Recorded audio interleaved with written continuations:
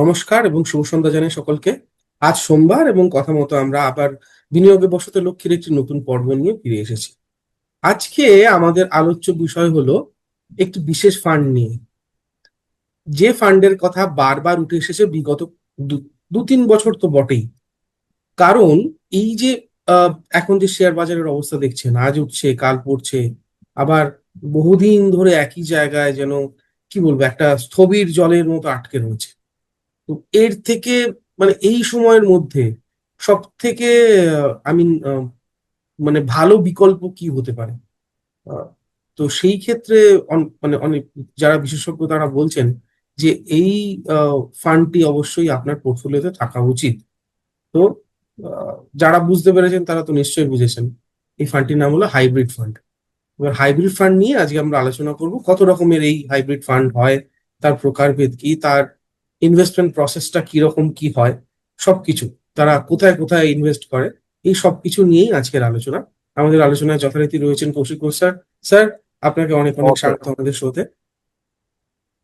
তাহলে আমরা আজকে হাইব্রিড ফান্ড নিয়ে আলোচনা করছি। তাহলে এই ফান্ডটার কথা এত বেশি কেন বলছেন সেটা আগে যদি আমাদের দর্শকদের একটু দেখুন, হাইব্রিড ফান্ড নতুন নয়।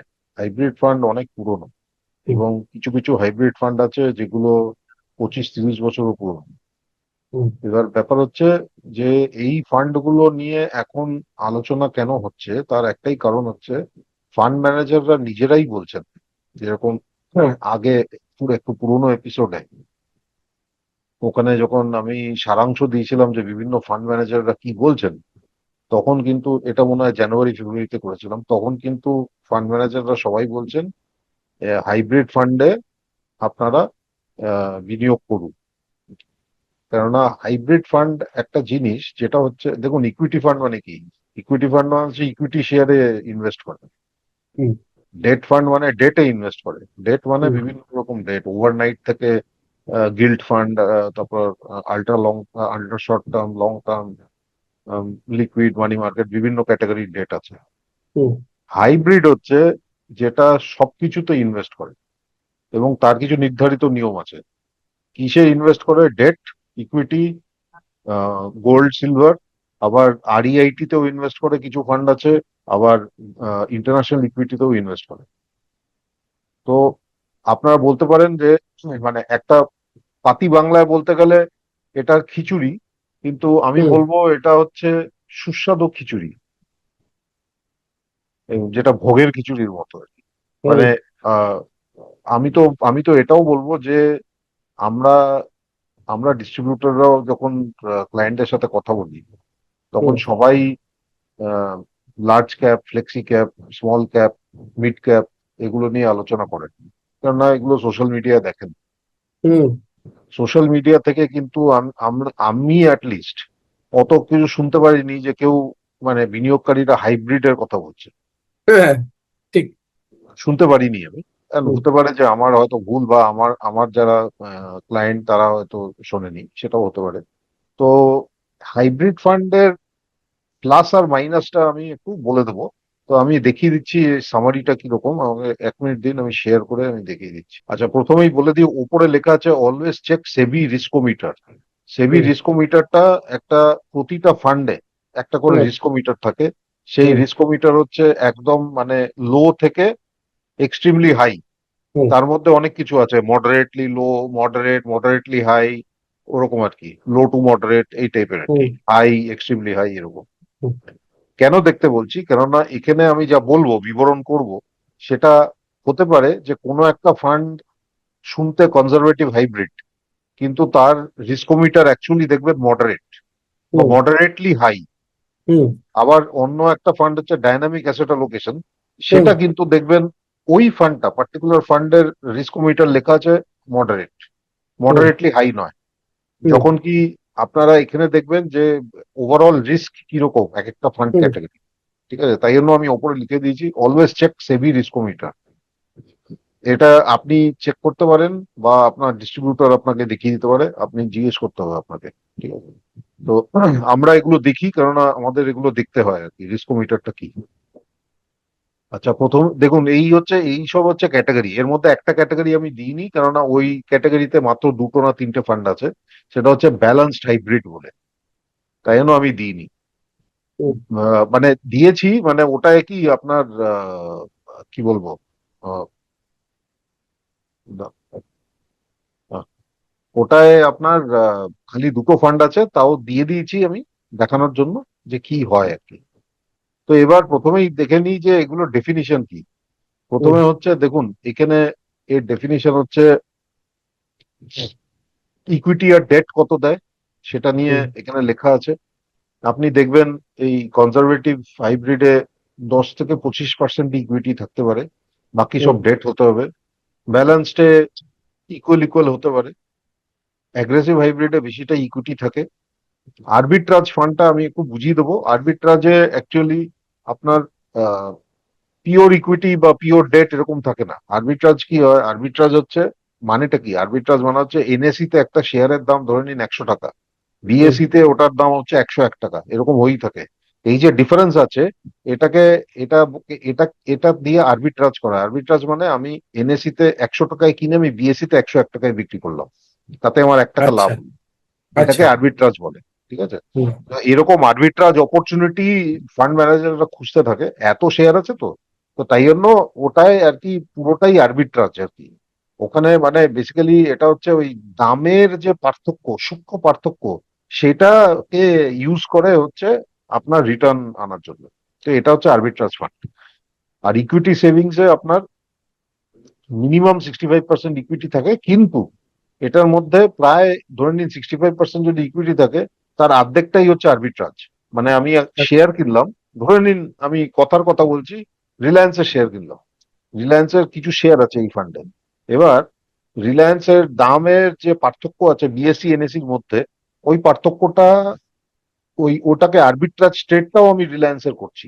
রিলায়েন্স আচ্ছা, শেয়ার ওঠানামা করতে পারে, কোনো হুম, প্রবলেম নেই, কিন্তু আরবিট্রাজ দিয়ে কি ডেইলি আমি ওটার প্রফিট কামাচ্ছি আর কি, মানে যখনই আরবিট্রাজটা হচ্ছে।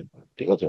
তো এটা এমনি মানে এটা এটা বোঝার মানে অত ডিপলি বোঝার দরকার নেই।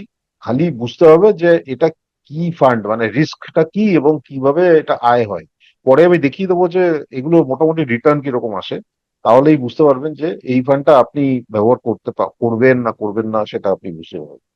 ডাইনামিক অ্যাসেট অ্যালোকেশন, যেটা খুব প্রচলিত নাম হচ্ছে ব্যালেন্সড অ্যাডভান্টেজ ফান্ড। হুম, ডাইনামিক অ্যাসেট অ্যালোকেশন মানে হচ্ছে ইকুইটি ডেটে দুটোতেই করতে পারে, কিন্তু ফান্ড ম্যানেজারের ওপর ছেড়ে দেওয়া হয়েছে যে কত কখন কিসে করবেন। তো ফান্ড ম্যানেজার কি করেন, যখন ইকুইটি একদম চরমে উপরে যাচ্ছে, তখন ওরা কি করে বিক্রি করতে থাকে ইকুইটি, প্রফিট নিয়ে নেয় আর ডেটে ঢুকে যায়। আর যখন ইকুইটি মার্কেট একদম নিচে, তখন ডেট থেকে বেরিয়ে ইকুইটিতে ঢুকতে থাকে আর কি। তো ওইটাকে ডাইনামিক অ্যাসেট অ্যালোকেশন বলে। আর মাল্টি অ্যাসেট অ্যালোকেশন হচ্ছে ইকুইটি ডেট আর গোল্ড সিলভার, এটা তিনটে অ্যাসেট ক্লাস আছে, মিনিমাম 10% করে এক একটা থাকতে হবে, বাকিটা ফ্লেক্সিবল। তো এই হচ্ছে আপনার ডেফিনিশন।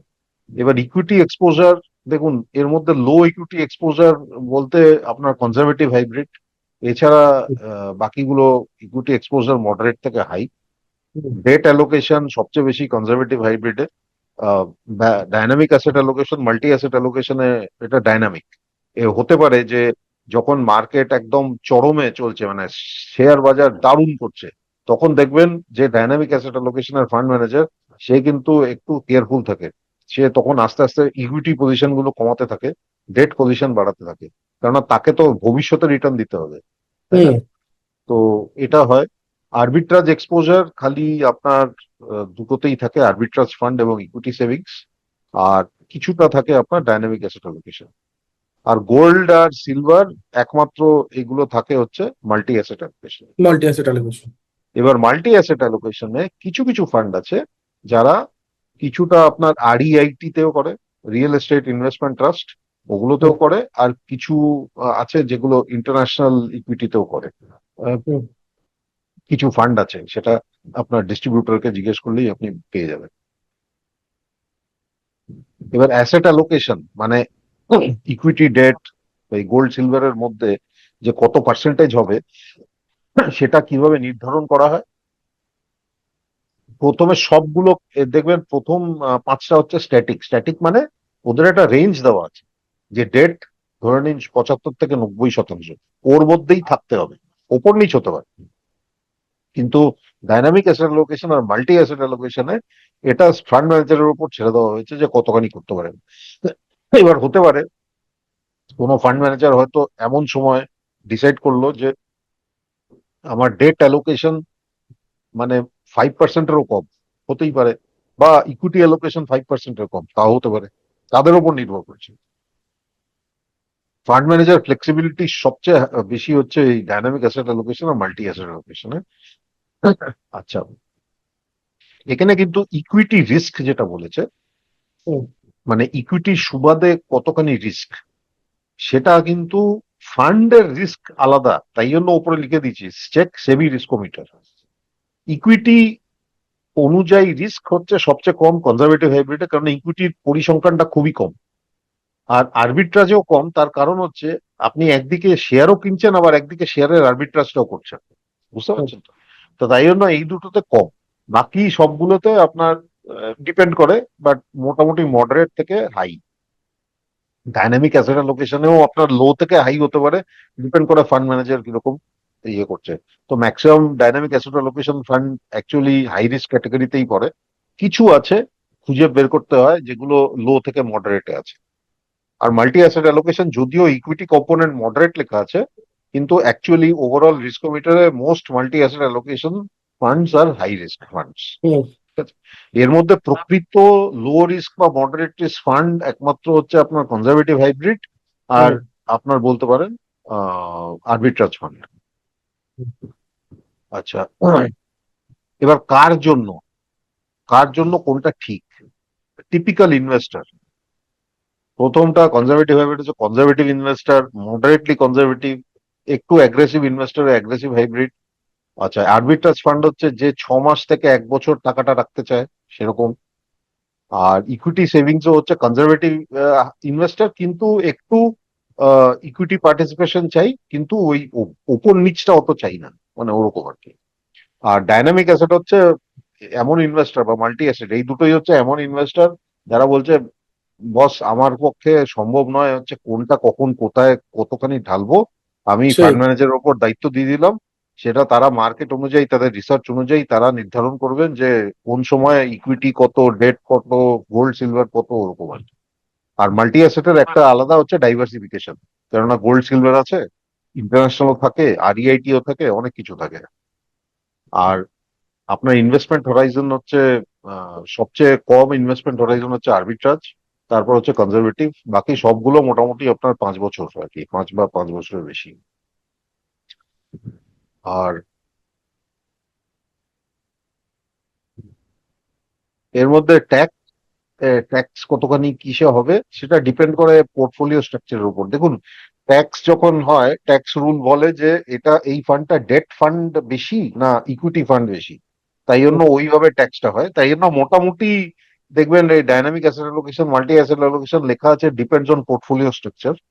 আর হুম, বাকি ইকুইটি সেভিংস ধরে নিন বা অ্যাগ্রেসিভ হাইব্রিড ধরে নিন, এই দুটো তো হচ্ছে পুরো, আর আরবিট্রাজ, এগুলো সবই হচ্ছে হুম। ইকুইটি অনুযায়ী ট্যাক্স, মানে শর্ট টার্ম লং টার্ম ইকুইটির অনুযায়ী হবে। আর 20 আর 12 যেরকম আছে আর কি। হ্যাঁ, হ্যাঁ, হ্যাঁ। আর কনজারভেটিভ হাইব্রিড যেটা ওটা ডেট ডেট অনুযায়ী হবে আর কি। হুম, তো এই হচ্ছে মোটামুটি আপনার পুরো যতগুলো হাইব্রিড ফান্ডের ক্যারেক্টার আছে। এবার আমি চট করে দেখিয়ে দিই, এটা দেখা যাচ্ছে? হ্যাঁ, আচ্ছা, এবার চট করে দেখিয়ে দিই যে মোটামুটি কিরকম এগুলো পারফরমেন্স দেয় আর কি। তো প্রথমত আমি যে ফান্ড গুলো আমি নিয়েছি এই ক্যাটাগরির মধ্যে দিয়ে, ব্যালেন্স হাইব্রিড নিইনি কেন, খালি দুটো না তিনটে ফান্ড আছে, ওটা আমি ছেড়ে দিয়েছি। 5 বছর পুরোনো ফান্ডেই আমি এগুলো ডেটাটা বের করেছি আর কি, তথ্যটা বের করেছি। এবার দেখুন কতগুলো ফান্ড আছে 5 বছর পুরোনো। অ্যাগ্রেসিভ হাইব্রিড সবচেয়ে বেশি, 39টা ফান্ড আছে।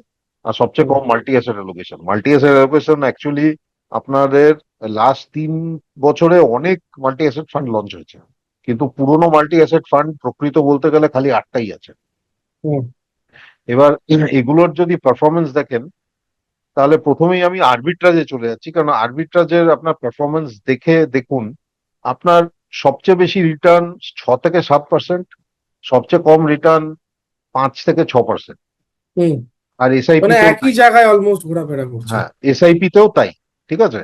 এবার ব্যাপার হচ্ছে যে যদি আমাকে 5, 6, 7%ই পেতে হয়, তাহলে তো বেটার হচ্ছে আমি লিকুইড বা মানি মার্কেট ফান্ডে রাখবো। একদমই। তাই না? হুম। এবার এবার খালি একটা একটা জিনিস, লিকুইড মানি মার্কেট ফান্ড মনে রাখবেন হচ্ছে ডেট ফান্ড। তাই জন্য ট্যাক্স রুলটা হচ্ছে ডেট ফান্ডের মতো। আর হুম। আরবিট্রাজ হচ্ছে ইকুইটি ফান্ড হিসাবে নির্ধারণ হয়, তাই জন্য ট্যাক্স রুলটা হচ্ছে ইকুইটি ফান্ডের মতো। এই হচ্ছে পার্থক্য। রিটার্ন দেখতে গেলে লিকুইড মানি মার্কেটে রাখলে কোনো প্রবলেম নেই, কিন্তু আপনার যদি হুম। ওই 1 বছরের কম করেন তাহলে ডেট ফান্ডে বেশি ট্যাক্স, আগে হুম। যেটা ছিল না। এবার অ্যাগ্রেসিভ হাইব্রিড দেখুন, বা কনজারভেটিভ হাইব্রিড দেখুন, সবগুলোতেই আপনার যে হাই আর লো ওটা গ্যাপ বেশ ভালোই আর কি। কিছু ভালো। ফান্ড আছে খুব ভালো করে। আবার আট ন বলে দিই পার্সেন্ট হ্যাঁ, আবার বলে দিই এরকম নয় যে যে ফান্ডটা ভালো করছে মানে চিরকালই ভালো করে গেছে, ভালো করবে, হ্যাঁ। এটা নয়।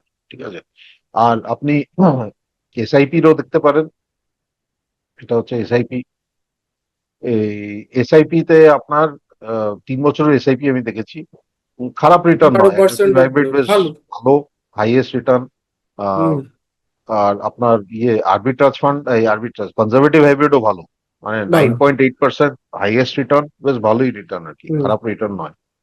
আচ্ছা, ইকুইটি সেভিংস যদি দেখেন, তাহলে কিন্তু দেখুন অদ্ভুত জিনিস, ইকুইটি সেভিংস কিন্তু আপনার এসআইপি তে ডাইনামিক অ্যাসেট অ্যালোকেশনের চেয়েও ভালো করেছে বিগত 3 বছরে। আর মাল্টি অ্যাসেট হ্যাঁ। অ্যালোকেশন তো ভালো করেছেই, কেন সোনার উপর দাম যেরকম ভাবে চচ্চর করে উঠেছে, তাই জন্য ওটা ভালো হুম। করেছে, সোজা কথা। কিন্তু তো ভালো করেছে মানে কি দেখুন, ওর মধ্যেও ওর মধ্যেও আপনার হাইয়েস্ট লোয়েস্ট এর পার্থক্য দেখুন, প্রায় 10%-এর পার্থক্য। 10%, হ্যাঁ। হ্যাঁ, ঠিক আছে। আর বাকি আপনি যদি দেখেন 1 বছর, 1 বছরে অনেক ফান্ডই অত ভালো করেনি, কেননা এর মধ্যে ইকুইটি কম্পোনেন্ট আছে, অ্যাগ্রেসিভে বেশি আছে, তারপর আরবিট্রাজ, আরবিট্রাজ নয়, ইকুইটি সেভিংসেও আছে, ডায়নামিক অ্যাসেটেও আছে, মাল্টি অ্যাসেটে মাইনাস নেই, তার মেইন কারণ হচ্ছে গোল্ড সিলভার আছে এর মধ্যে, আর কিছু নয়। আর কিছু ফান্ডে ইকুইটি, ইন্টারন্যাশনাল ইকুইটিও আছে। তো এই হচ্ছে মোদ্দা কথা। তো এবার দেখুন, এবার হাইব্রিড আর হাইব্রিড, আমি এবার শেয়ারিংটা বন্ধ করছি। হাইব্রিড ফান্ড নেওয়া মানে যে আচ্ছা হাইব্রিড নিয়ে নিলাম, এটার রেজাল্ট খুব ভালো, তার মানেই ভালো রিটার্ন পাবো, না। প্রথমেই আমি বলে দিই, নিয়ম মেনে চলতে হবে। রিস্ক প্রোফাইল, অ্যাসেট অ্যালোকেশন, আপনার ডিপ্লয়মেন্ট, ঠিক আছে, হুম। ডিপ্লয়মেন্ট তারপর মনিটরিং। এবার ধরে নিন আপনি, আপনার যাই হোক, আপনার ধরে নিন কিছু একটা রিস্ক প্রোফাইল এসছে, ধরে নিন মডারেট রিস্ক প্রোফাইল এসছে।